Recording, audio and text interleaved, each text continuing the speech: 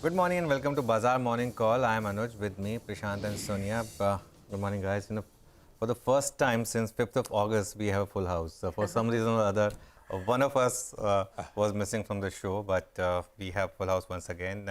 And the market, of course, is having some kind of a full house as well. The Nifty has broken that upside line of the channel. Before I went on the leave, I spoke about that line that was important, and the market's broken that. And FIs have been buyers every single day of August, and the market's been very strong, within 4% of lifetime high for the Nifty, within 6% of new high for the mid-cap index. That stealth bull market has turned into a very strong bull market.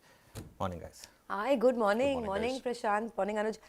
A roaring bull market, right? I mean, just look at the way stocks are just zooming, 52-week highs across the board, whether it's auto stocks, banking stocks, a lot of your old favorites, the Tata Alexis of the world all coming back. So I guess now this has moved from a tentative bull market to a full-blown bull rally, at least for now.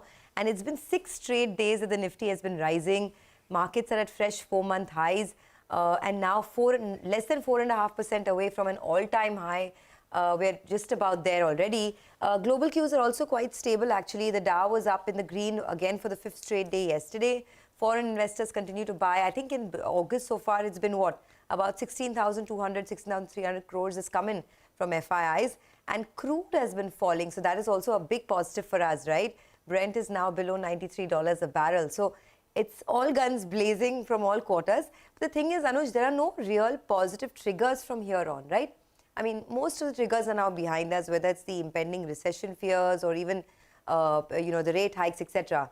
So what will this bull market be established on? Is it the recovery in earnings? Is it the recovery in demand? Yeah, that's a tough question, right, Sonia? Because whatever it is, the market will price it in before that event, and we won't know.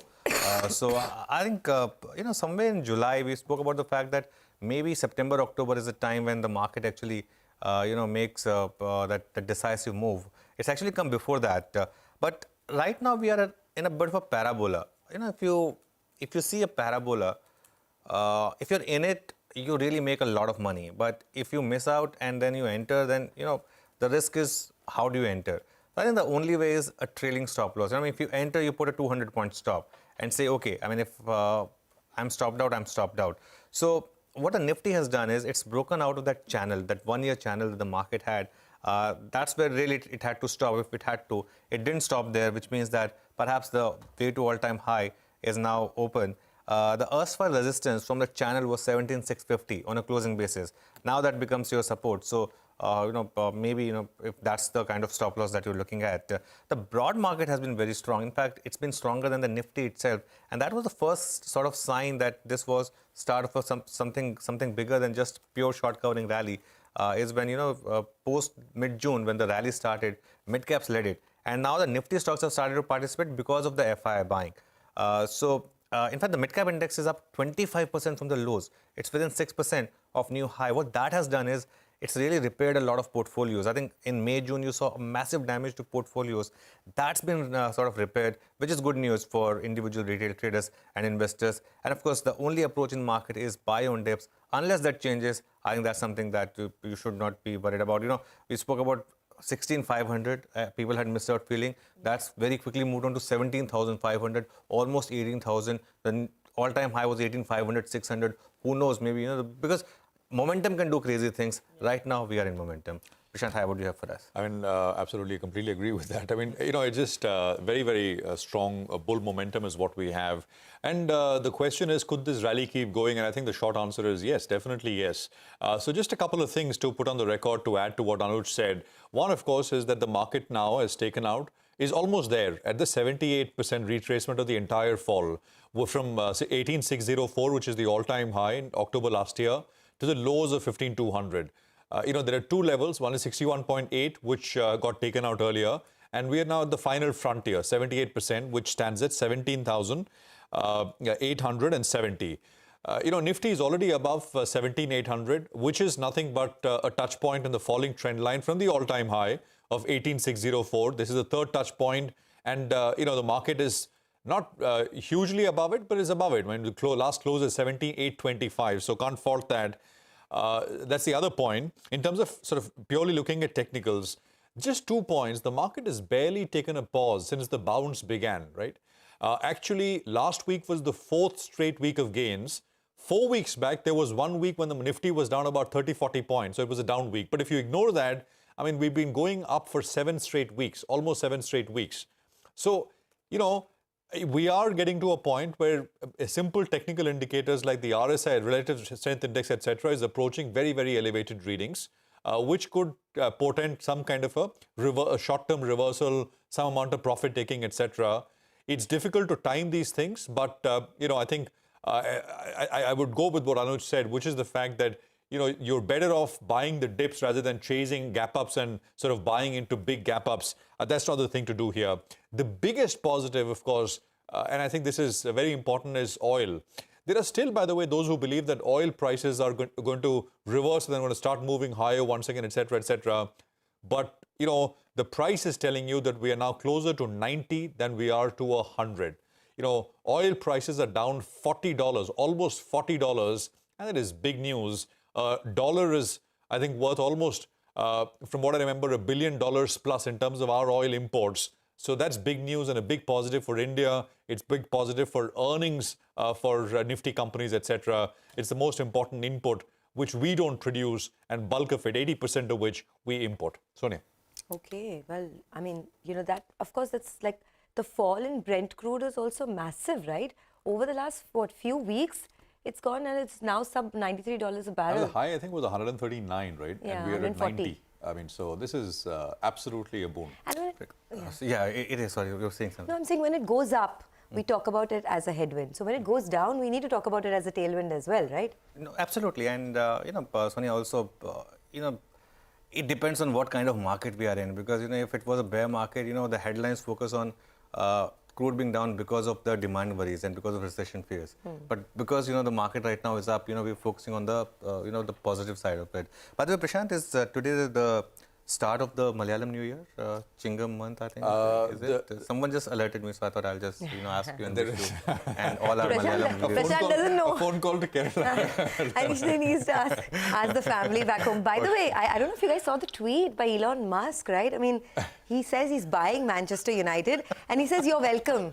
I don't know who's welcome. Are the fans welcome? Is the team welcome? Anyone, you know, I'll tell you what, you know, the season started. I really fear that, you know, this is a season in which perhaps United will be struggling to survive, will be facing relegation battle. You know, as someone who has followed this club, you know, since late 1990s, you know, in fact, my first job, Sonia, was as an intern for Manchester United. You know, they were expanding in India at that time. So, you know, they were hiring a lot of college students to sort of do the merchandise sale in college. So between first year and second year. And at that time, you know, they paid me, you know, obscene amount of money to just do that. So, and since that time, I've been in love with this club. It's in shambles, it's in tatters. I think someone like Elon Musk really needs to come and bail us out, yes. I was almost half expecting that, you know, the next tweet will be, I want to know how many bots there are.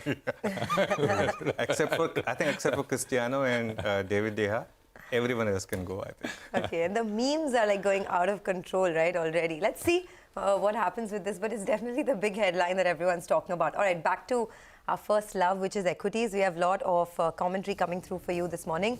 First up, Michael Hartnett of Bank of America in their Global Fund Managers Survey says, the sentiment is still bearish, too bearish for immediate reversal of the bear rally. He says they remain patient bears and would fade S&P 500 above 4328 as rates up, profits down base case. He says contrarian bulls are short the US dollar, long banks, while contrarian bears are long utilities, short growth stocks. All right, so they're bullish on banks. Okay, bullish on banks. We have Mahesh Nandurkar of Jefferies, who says that the coverage pre-X earnings growth of 17% year-on-year was driven by a strong performance from financials, capital goods, consumer, and autos. He says cement, pharma, and IT companies saw year-on-year decline. He adds margin for domestic companies declined further despite 38% revenue growth. Mahesh says that margin outlook is selectively improving on weaker commodity costs, although analysts seem less convinced. Overall, he says FY23 Nifty earnings have already been cut 2.7% early in the year, an issue for market multiples. So yesterday, the money markets were short for Parsi New Year. They opened today. And here's what you can expect. Kunal Sodhani of Shinhan Bank says the mixed US economic data has reignited recession fears in the US. He says the dollar index is seen bouncing back sharply from below 105 to 106.5 levels. He adds that Brent crude prices cool off and positive FPI inflows in domestic equity markets give some cushion to the rupee. But all eyes are on the US retail sales and the Fed minutes today. For the dollar INR, he says 79 acts as a support, while 79.55 is a resistance. Okay, and on the bonds, Neeraj Gambhir of Axis Bank says that the market is expected to start the week on a positive note on back of inline July CPI and fall in global yields and Brent crude prices post the weaker than expected Chinese data and surprise rate cut by PBOC. For the rest of the week, market will take cues from RBI and FOMC minutes and demand in weekly auction. For the week, 10-year is expected to trade in a range of 7.2 to 7.3. Well, as we mentioned just now, the minutes of the July FOMC meeting are expected later today. And ahead of that, let us listen into some important opinion coming in from Wharton School's Jeremy Siegel. Listen in.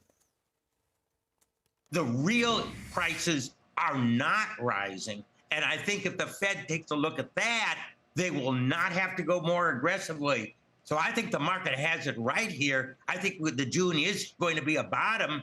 And I think the second half of the year is going to be quite good. If they begin to loosen a little bit, I mean, not loosen in terms of rates because that's built in, but not keep that money supply, the biggest slowdown that we have ever seen, begin to raise it a little bit, I think we might get that soft landing that everyone else thought was impossible. Not a sure thing, but I'm becoming more optimistic about that. All right, Gary Schlossberg is with us. He's Global Strategist at Wells Fargo Investment Institute. Gary, great to have you with us here. Thank you very much for your time. You know, I remember the last a few times that we've spoken, and the bear market rally was just starting. Has that turned into a bull market rally now? You were, I remember, still skeptical, and many still are, to be sure. But, well, the price is what the price is. What are your thoughts now? Very impressive rally, but we're still calling it more of a bear market rally. I mean, the market has gone farther, higher than we would have anticipated, but it still has to be tested. Notwithstanding comments that we just heard, we see a real possibility of a recession sometime during the second half of the year, perhaps later rather than sooner, but a lot of yellow flags out there. And to us, that means that the earnings outlook will be tested. Earnings performance will be tested. There is hope, and again, another test that the Federal Reserve will temper its rate increases, perhaps reverse them early. A lot depends on the inflation outlook. We did have inflation come off the boil in July, but a lot of that was fuel. As you mentioned, oil prices are down sharply, and it showed up directly and indirectly in energy-intensive parts of the CPI. But that core rate continued to move higher, currently at an unacceptable rate of close to 6%. And for that reason, we think the Fed will continue to raise interest rates right through the end of the year, including an outsized increase in September, either 50 or 75 basis points. So we're not out of the woods yet, and we think it's more than likely, excuse me, that the market will respond to that at some point. Gary, good morning. You know, just in the near term, Morning. the market moves on sentiment, right? We had peak fear in June, mid-June. Are we reaching the stage of peak greed, or do you think that's still some time away? Well, I think the market is spinning an awfully positive story. Clearly, they're riding strong earnings in the second quarter, not as strong as what we've seen in the past, but reasonably good enough to keep the market, the rally going. But an awfully positive spin on the Federal Reserve. You know, if the economy goes through a recession, yes, the Federal Reserve normally throttles back a bit, but we still have to see improvement in that underlying inflation rate. Clearly, real interest rates adjusted for inflation, are still extraordinarily low. A lot of liquidity out there. We heard that money growth is down quite a bit, close to zero, actually declining in real terms, but we're still sitting on a pile of liquidity. N2 in relation to GDP here in the US is 90%, was at mid-year. That's about 25% higher than its long-term norm. So there still is a lot of money out there to support a rally in the market. Have a lot of tailwinds out there. But again, I think the market will be tested by the economy, how the Federal Reserve responds to inflation, and ultimately liquidity itself if we do get some sort of risk-off trading as a result of a shock or a change in the outlook on the economy. So Gary, you started the interview by saying that yes, this is an impressive rally, but you would still categorize this as a bear market rally, correct? What do you do in that case in a market like India? I mean, we're not even 4% away from an all-time high. Do you continue to buy despite the challenges that you see on the horizon? Well, from what I know about the Indian market, I would stay constructive on those domestic-oriented companies. The domestic economy seems to be holding up well, getting support from that drop in oil prices. We are seeing exports holding up reasonably well, too. The international environment, however, we think is souring. In fact, our view continues to be that the outlook overseas in Europe and some of the other developed economies, and even in emerging markets, if in fact the dollar strength is rekindled again, would suggest a more difficult international environment between now and the end of the year. But we see opportunities in the domestic market in India based on that tailwind from economic growth. You know, Gary, though you said that you're still expecting a recession in the US. 2 points. Yes. One, many have said that they'd rather prefer a slower growth rather than very quick pace tightening in financial conditions. So the former is easier to deal with for things like equities. So your opinion on that. And those who are calling for a recession, I'm sure you're also calling for a milder one, right? Or are you looking out for a very sharp, steep fall? No, in terms of the liquidity situation, certainly we don't want to see shocks. There is a lot of money in the system, but it can, as we saw back in 2008, move to the sidelines in a hurry. If we do get a sharp reduction in risk tolerance, that clearly puts the stock market and other risk assets in jeopardy. So we much prefer to see a fairly steady, gradual trajectory. As far as our outlook is concerned, we do see a fairly gradual trajectory early on, but gathering momentum around the turn of the year. It will be cushioned, we think, by relatively low interest rates adjusted for inflation. The employment situation, we think, will hold up better than it normally does, given the shortages, the lingering shortages in parts of the economy. But we are looking for, at the end of the day, more of a moderate recession. I would say a bit more than mild, given the fact that real incomes are under a lot of pressure right now. And the housing market here and the ripple effect it has is already, we think, in the early stages of a slowdown. So it's going to be difficult for the markets for a time, but the markets do discount. And we do think that the recession, which could very well last through the better part of the first half of the year, will prompt some recovery in the stock market toward the end of that recession as the market sees a light at the end of the tunnel, much as it normally does. Gary, last question from my side then. What's your view on the dollar? Because we're seeing a lot of inflows into emerging markets, and India this month has seen massive FII money or foreign investor money compared to net selling that we saw all through the year. But you know, a lot will depend on dollar. So what's your approach here? Well, that's a concern, and I might add it's with the important exception of China, given the weakness that we've seen in yuan.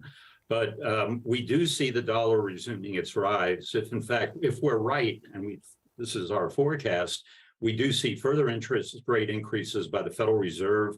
We think that even as the U.S. economy slides toward recession, it will be holding up better than Europe. Europe's downturn, we think, might be a bit more severe here. So the euro, I think, looks a bit more suspect. And with the Federal Reserve expected to raise interest rates into early next year, excuse me, we think that the dollar will resume its rise. And I might add, given the uncertainties in the global economy, the dollar could get added support from its safe haven role if we begin to see some real turbulence in the market. All that seems very far away, just given the attitude right now, the liquidity, the performance of the market. We're back to where we were earlier this year, but we do see these hurdles out there, and we're trying to anticipate that in our equity strategy, which really hasn't changed much over the past few months. Okay, and what would your pecking order be now in global equity markets? I'm sorry, I didn't catch that. What would your pecking order be now, your preferences in terms of global equity markets, and where does India feature on the list? Well, I think our bias, to the extent there is a bias within the would be more toward the emerging markets than, say, the European economy, given the problems it's facing at home, given the slowdown in China. Away from China, and we do think that recovery, which we expected to be moderate in the first place, may be even more drawn out than expected, absent some very aggressive stimulus, which we don't expect to see in China. Away from that, emerging markets, we would rank higher than the developed economies, but we still continue to focus more on the US. We think we're going to come through this at the end of the day in better shape than most other parts of the world, be it developed countries and emerging markets themselves. We still have a strong dollar to deal with. Emerging markets, commodity producers in particular, will have that pressure from a strong dollar, and their export markets as well will be up against it, we think. And central banks may have to be raising interest rates further if the dollar strengthens as we expect it to. Okay, we'll leave it at that. Thanks a lot, Gary, for joining in and giving us your view. So that's the word coming in from Wells Fargo. They say that this is still a bear market rally. It's an impressive one, but it's still a bear market rally. I don't think the market cares too much about these views because the market is just chugging along and climbing every wall of worry. Let's slip into a quick break. On the other side, our list of top 10 stocks is lined up. Don't go anywhere. Well, the SGX Nifty for now should just come up for you. It's indicating a start well in the green, about 40 points higher. And we have big gains under our belt. So let's see whether we get to hit those all-time highs anytime this week. But our entire research team is standing by to help us with the top 10 stocks to watch. Anuj, what are you looking at today? Sonia, for starters, just 40 points, is it allowed in this market, which has been gaining 100, 120 points every day?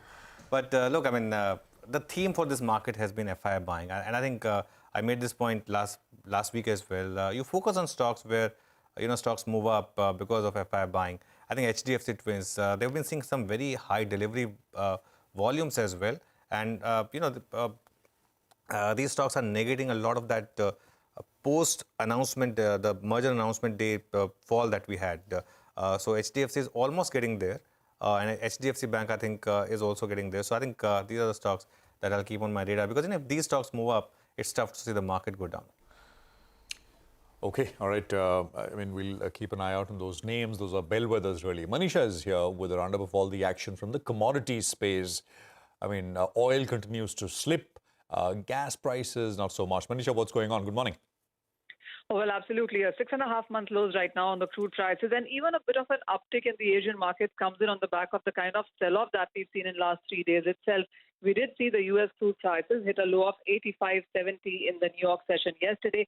Well, it has to do with the weak Chinese data, whether it was factory numbers or the retail sales or the fixed income. And then from U.S. as well, you saw the New York Empire State Manufacturing Index post the second largest monthly decline for the month of August. Saudi Aramco has been saying now that they're ready to raise output to maximum capacity of 12 million barrels per day. So you are looking at weak economic data and increase in supplies as a sentiment. Also, it's now just 3 issues remaining to be resolved for the Iran nuclear deal. The conversation, the negotiations have been going on for 18 months now, and the markets do believe that this would be in favor of Iran. European Union has been pushing for it, and US has to just come on board for this one now. And if the revival of deal would lift the sanctions, then 1.3 million barrels per day of an Iran supply increase would come into the market. The market's right now dealing with increase in supply from all sides, but the demand is yet not there. Okay, thanks a lot for that. Well, whatever the reasons may be, the fall in crude is definitely beneficial for markets like ours. But Abhishek is joining in to give us some more stocks that he's tracking today. Abhishek, what are you looking at? Good morning, Sonia. So let's begin with Nxt Digital, wherein, there is a merger taking place between Hinduja Leyland Finance with the companies. So the swap ratio is 23 shares of Nxt Digital will be given for every 10 shares that you hold in Hinduja Leyland Finance. Just to update our viewers with respect to some of the numbers of Hinduja Leyland Finance, the AUM is over 29,000 crore. As of Q3 FY22, their gross NPA was 5% and net NPA was about 2.8%. And they had a restructured book which was close to about 6.4% of the AUM, or a little under 1,700 crores. Bajaj Hindustan, over there, SBI has initiated insolvency, process for the company. 12 banks have an aggregate exposure of more than 4,750 crores. In that, the top list belongs to SBI, which has a little under 1,200 crores, PNB, which has a little under 1,100 crores, and you have Indian Bank over 500 crores. So other 9 PSU banks are also over there: Bank of Baroda, Bank of India, Canara Bank, etc. The NTPC over there is a news report from ET which suggests that it is tapping investors to sell stake in its green arm, wherein they have had discussions with the likes of Abu Dhabi listed Taka, Malaysia state-owned Petronas, Canadian Pension Fund, Brookfield, KKR, etc. So CNBC has not verified this news report independently. Back to you. Abhishek, thanks for that. Let's go to Rima for some more stocks in news. Rima? Thanks so much for that. Let me start with Techno Electric, which has won an order worth 1,455 crores. So that's a big order win for Techno Electric. Singer India, there was a big block deal which took place yesterday. Promoters have sold 22% stake in Singer India yesterday. There were many buyers, but the one which stands out, the prominent one, is Rakesh Jhunjhunwala-owned Rare Enterprises, which bought a 7.9% stake in the company. The stock was up 20% yesterday. And finally, Jindal Poly, it's a films company, but they will be venturing into real estate. So they've incorporated a wholly owned subsidiary, which is looking, or the proposal is to get into the real estate business. Back to you. Okay, thanks a lot for that. Well, Manisha is back with us to talk about Hindustan Zinc and why she's watching that one. Manisha. Sonia, thank you. I'm looking at zinc prices because in last 2 days, we are up by nearly 5% and we are trading at 2-month highs above $3,700 per ton. This is on the back of concerns of supply disruption. Remember, nearly 70 to 80% of cost of production for zinc comes in from energy. And the latest in the list has been Dutch Nyrstar, which says that they will halt production from 1st of September in Europe because the high energy prices are making smelters unprofitable. We already have had those kind of statements coming from Glencore, which says that their production has gone down by 47,000 tons in the first half of 2002. They also have cut their guidance in production for the rest of 2022 as well. So lower mining is what we are seeing in Europe. It is positive for Hindustan Zinc as the prices go up. And here we have seen cost of production as well as production. Both of those numbers continue positive. Okay, thanks, Manisha, for that. I'm watching out for a couple of more stocks. One of them is Tata Motors. Now, this is a sentiment negative at worst for Tata Motors because there is news report suggesting that China is facing a power supply threat because of a drought in Sichuan, which is a major manufacturing hub. Toyota and Ampere battery makers have announced a factory closure in China, and the operations will be suspended till the 20th of August. Now, as I said, the Sichuan province is a key manufacturing hub, and companies like Volkswagen have said that there could be a slight delay in deliveries to customers. So it's a sentiment negative that we're looking at because Tata Motors has an exposure in China. The other one is Aarti Drugs, and it's a green for Aarti Drugs because the Commerce Ministry has said that the DGTR recommends a continuation of the anti-dumping duty on ofloxacin imports from China. Now, ofloxacin is an antibiotic API, and Aarti Drugs itself had filed an application for an anti-dumping duty, and that will continue. So we're going with green over there. And finally, Mahanagar Gas is in focus. I'm going with red there because the company has cut CNG prices by about 6 rupees to 80 rupees per kilo, and they've also cut PNG prices by 4 rupees to 48.5 rupees per SCM. So these are a couple of stocks in focus. Okay, I mean, we'll keep an eye out on these names as we open. Let's just quickly recap the list of stocks that we are watching out for. So stocks with positive news flow are Nxt Digital, NTPC, Techno Electric, Singer India, Hindustan Zinc and Aarti Drugs, while stocks with negative news flow are names like ONGC, Oil India, Mahanagar Gas and Tata Motors. Nifty is up, and of course, we have the market on such a strong winning spree within 4% of lifetime high for the Nifty. Devin Choksi of KR Choksi Securities is now joining us. Devin, good morning. Thanks for joining us. I wanted your thoughts first on the HDFC Group stocks. All of them have come back into life, and we saw that massive move in HDFC AMC and HDFC Life as well, yesterday. But what's your approach, especially for the big ones, HDFC and HDFC Bank? Yes, Anuj, good morning. Well, I think for a very long period of time, I think these stocks have had, I think, the price correction, I think, which is definitely, I think, meaningful as far as I think one looks at the kind of, I think, problem that they were facing. Up till now, I think the HDFC Bank and HDFC Limited, particularly HDFC Bank at this point of time, I think quite susceptible to the kind of a technology adoption. And this is where I think probably I think they ended up, I think, acquiring less number of customers. Their loan book growth has been comparatively lower and all of that. I guess I think they have overcome this particular situation and they're trying to overcome it far better. In fact, I think the promise would be that I think next 3-4 quarters down the line, I think HDFC Bank could possibly be seeing higher amount of I think technology adoption, and that could possibly mean that the better business conditions for them, both on the lending side as well as cost management side. At the same time, the risk management. So I think all in all put together, I think with the kind of promises that they have on fast adoption of technology, the undervalued stock, I would say, I think are now finding favor with investors in their portfolio. Comparatively, I find that HDFC Bank combination would remain, I think, a stronger proposition going forward, largely because of the balanced book, I think, that they would have. On one side, I think they would have the mortgage assets as a book, I think, which is a significant component. The retail lending part, I think, which will accelerate with the kind of technology adoption. And I think careful, but now a little bit more aggressive credit calculation, I think, on the corporate lending side. The book is, I think, becoming more balanced. And the bank is promising to become, I think, double the size in next 3.5 to 4 years' time from current base of AUM. So from that perspective, I think this becomes a buying opportunity in the portfolio. Devin, yesterday Muthoot Finance sold off some 12% on volumes, which were the highest since June of last year. 1-year high volumes, big crack. What's the road ahead for this one?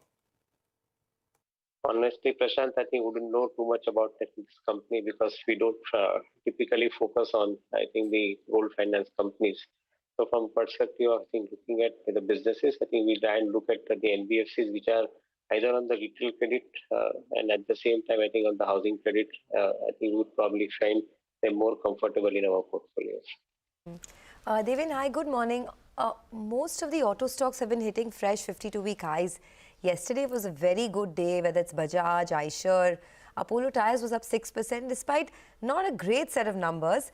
What would your pick of the pack be now after the rally? Yeah, good morning, Sonia. I think the continued preference would be on commercial vehicles. And I have been maintaining for a long time that commercial vehicle is one area where probably I think you are likely to see at least a sustainable bull run, I think, for next 3 years or above. The demand scenario is now emerging stronger, I think, which up till now was promising, but I think actually the on-the-ground actions are now being seen as far as I think the commercial vehicle demand scenario is concerned. On one side, we have got the infrastructure-led spending happening in the economy, which is creating the demand for the larger trucks at the same time, and all the off-road vehicles. On the other side, I think the industrial activity is picking up, I think, which is creating higher amount of demand thrust also onto the LCV side, as far as I think the growth is concerned on the local areas, logistic management. And at the same, I think all the same, the scrappage policy is basically creating a higher demand for, I think, commercial vehicles. So to me, I think commercial vehicle looks within the auto space, I think, a very, very strong proposition. Passenger vehicles, I think, right now are experiencing huge amount of demand, also largely because of the backlog of, I think, previous quarters due to the chip shortage. And I think generally this quarter may be a dull quarter, but I guess I think this quarter is becoming a rewarding quarter for most of the auto companies, particularly in passenger vehicle. So that's where I think we are seeing these two preferences, the commercial vehicle and the passenger vehicle in that order, will be, I think, a choice to invest into the portfolio. Okay, Devin, the stock of this month has been Zomato. It's, from 52-week lows, risen 60% almost. So what do? Back to 64 on the stock. If you bought it there, do you take it off or you participate in this run? What's your view? So, Anuj, I think the last mile connectivity in the retail credit, I think, in the retail commerce, and I think we see it is a quick commerce in this particular case, I think is becoming, I think, a very important requirement, I think, for many of the larger e-commerce companies.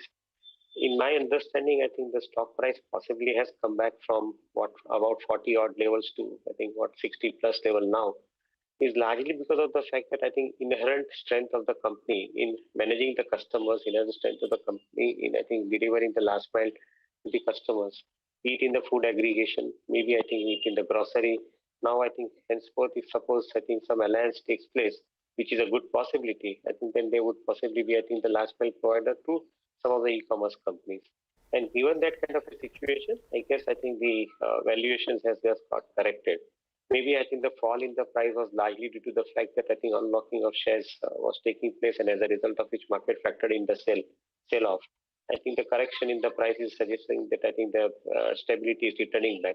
So I agree that I think still the loss making is continuing as far as business is concerned. But even if they promises to bring down the loss, I think over the next 3 to 4 quarters, then possibility of I think they becoming a favorable pick for many of the strategic vertical companies who could possibly align with Zomato kind of companies for their business growth in e-commerce segment. Okay, Devin, just stay on because we have the management of KEC International joining in. Would like you to listen into that interview as well. KEC has secured new orders of around 1,300 crores across various businesses. The company's total order book now stands at 24,000 crores. To understand the execution timeline and the kind of margins that we can see, Vimal Kejriwal, who's the Managing Director and Chief Executive Officer at KEC International, joins us now. Mr. Kejriwal, thanks a lot for joining us. You know, the last time you had said that your margins are under pressure despite having good contracts because your contracts don't allow the cost rise pass through. So that would be a challenging situation, right? Because despite getting fresh orders, if you can't pass the higher costs, then your operational performance will continue to be under pressure. Is that the case even now on the new orders? So good morning, Sonia. I think what we had been talking about was the old orders which were taken when the commodity prices were very low. Today, all these orders are coming at current prices, and in many of them, there is price variation. Like in this case, 90% of the orders are from India. And I'll say almost every order has a price variation clause. So it depends upon client to client whether you have a price variation or not. And more or less, I'll say a large part of our fixed orders have either been executed or are now part of the new pricing regime. You know, when aluminum was 3,000 or whatever, so those orders have come at new prices. So now when we execute these orders, the current orders, the margins will start moving up. Mr. Kejriwal, hi, good morning. By what time? What's the execution time frame for these orders? What kind of margins will you make on these orders? So, Prashant, these orders would typically be executed between 12 to 15 months.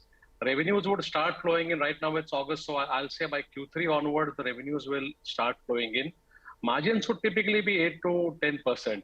So overall, as I said in my last interview also, that we expect that from Q3 onwards, you know, the new metal pricing and other things will start hitting the P&L. So the margin should start picking up from Q3 onwards. Okay. Can you tell us what is the order visibility like over the next 1 to 2 years, and which segments will be the key drivers for you? So Sonia, we have a tender pipeline of around 110,000 crores. So 110,000 crores is our tender pipeline, of which roughly 30,000 crores are already quoted. And 80,000 crores are something which we have to quote over next, I'll say, 2 to 3 months. Half of it is from the T&D sector. And another 40% or so would be from the civil piece, and the balance is from our railway piece. Okay. You had said earlier that you expect the pain of elevated input prices to continue in Q2. I guess that's the reason the stock has also been under pressure for a while. When you talk about pain, how much could it get, how worse could it get in terms of the margin performance, and when do you see respite?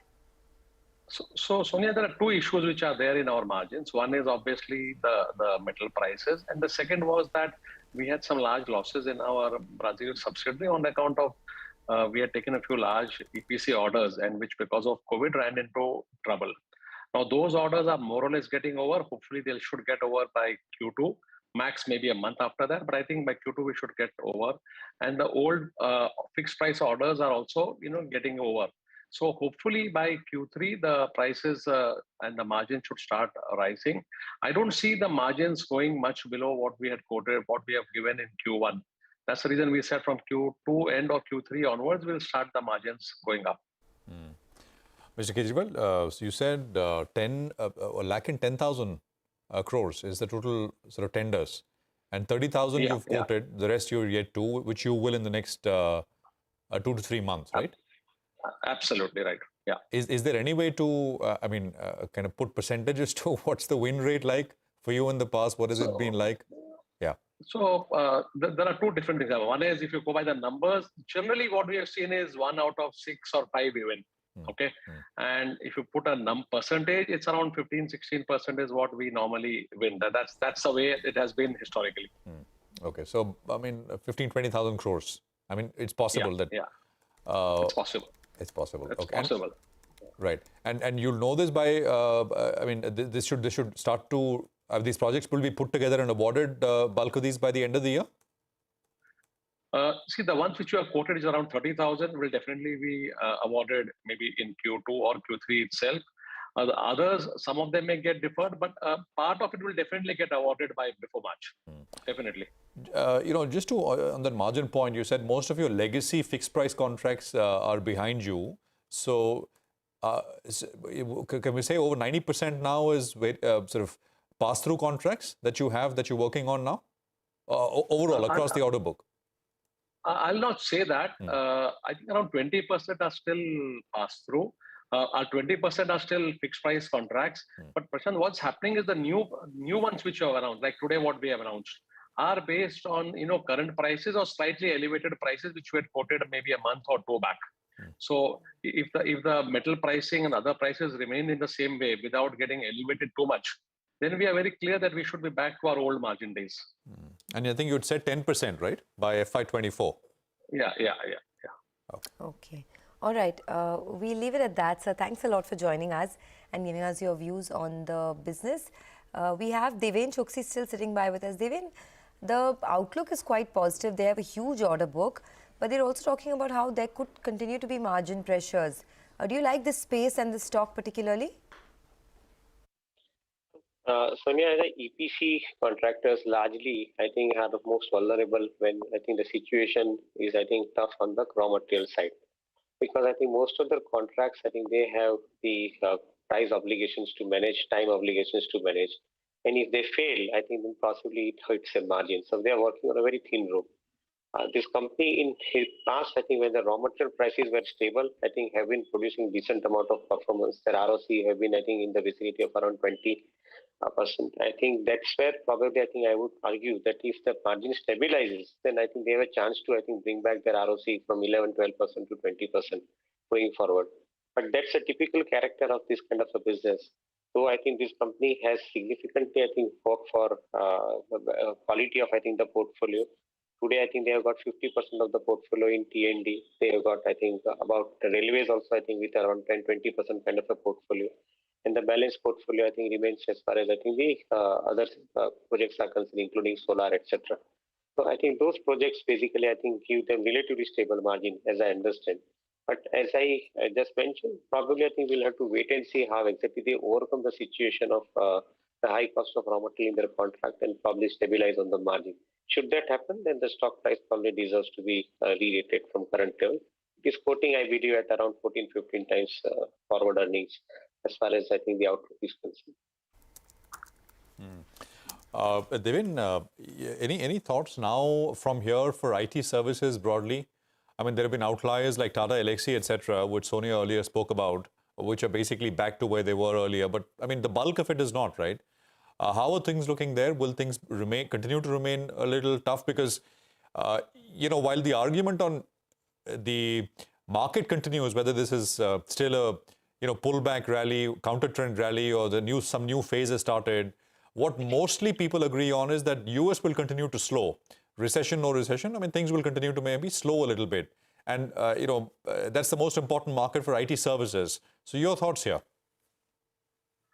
So, Prashant, my understanding is the current set of IT companies, you will have to find out the niche players into them. And I think likes of LTTS, likes of LTIS, Mindtree combination, along with Tata Elxsi, which you mentioned, or Science Technologies, I think these are some of the companies which are into a very specialized play. I think largely to do with, I think, engineering related solutions, and also I think niche play into, I think, Tata Elxsi kind of players are, I think, in a variety of portfolios, including into the auto and auto electricals, I think, which is now getting into, I think, in a big time. EV vehicles. I think so. From that point of view, I think this company is, I think, relatively better position, I would say. Though most of these companies are, I think, niche play, and I think they deserve to be included in the portfolio. I believe that I think the buying opportunity would be, I think, during the correction in the market, because probably I think what you saw is a very smart appreciation in the stock price, and I think the valuation remaining at a steep level. The current corrections in the price, I think, in some of the mid-sized IT company is possibly, I think, giving an opportunity to buy into the portfolio. And we like to, I think, add some of the niche names, I think, which I just mentioned into the portfolio. We would not generalize the category. Maybe if one wants to look at, I think, the larger IT players like Nifty and TCS, I think they deserve to be there in place, I think, for around 15% kind of a growth. The mid-sized IT companies could possibly grow in the vicinity of around 25 to 30%. And we have no such kind of, I think, fear at the back of the mind that US is slowing down. These companies will be hurt on the business. On the contrary, I believe probably, I think, most of the IT companies are going to have relatively larger amount of business to talk about in going coming period.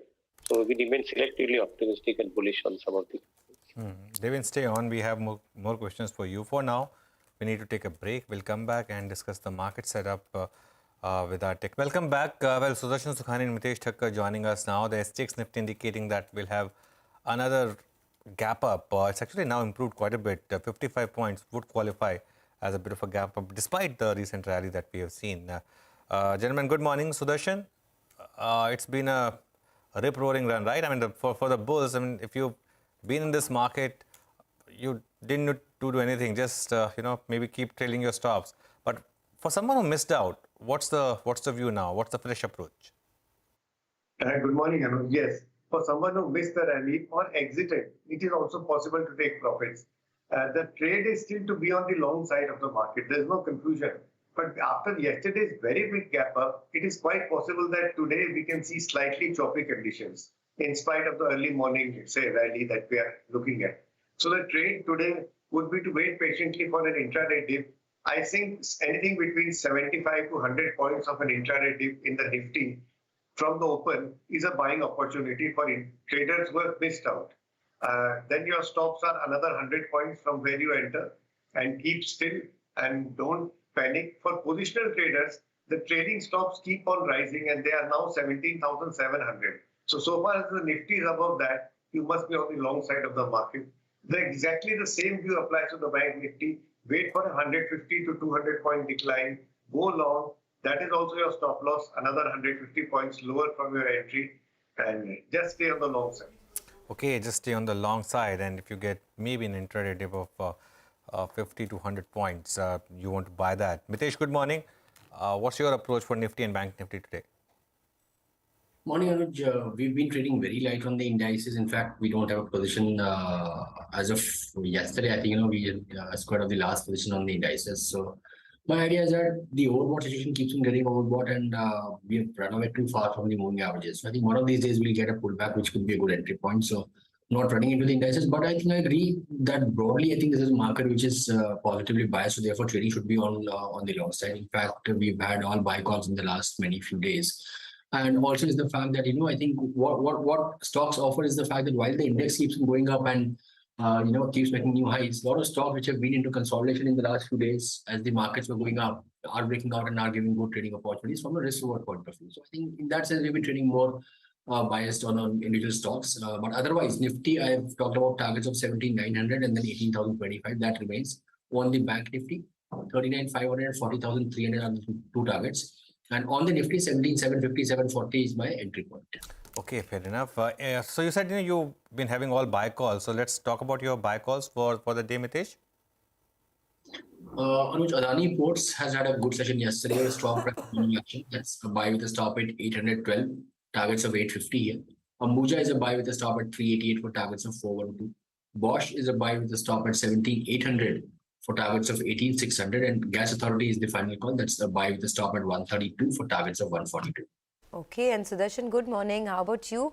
What would be on your buy and sell list? I reckon there'll be more buys than sells today. Yeah, good morning, Sonia. Yeah, absolutely. There have to be more buys. And I must tell you that, most stocks have also rallied with the Nifty. So searching and identifying buying opportunities has become equally difficult. MRF is a buying opportunity. It had a 3-day dip. That 3-day dip qualifies as a minor correction. Look to buy it. Yesterday it started the rally again. Buy it with a stop under 83,400. I know it's a high value stock, but that's can't do anything. PFC is a buy. Yesterday I talked about REC, and both the stocks appear to be ready for another rally. It's been moving sideways for some time. A sideways is quite often a replacement for a dip. Buy that with a stop under 115, 115. Havells is my only intraday short, and I'm not very comfortable with shorting in this market, but it is possible that Havells may give a dip. It's been a little unstable for some time now. With a stop at above 13.16, it's an intraday short, and Chambal Fertilizer continues to be a buy. The stock has begun outperforming. The momentum is strong. Buy with a stop under 335. Okay, thanks a lot, Sudarshan and Mitesh. Let's slip into a quick break. On the other side, we'll have the pre-opening rates. Also,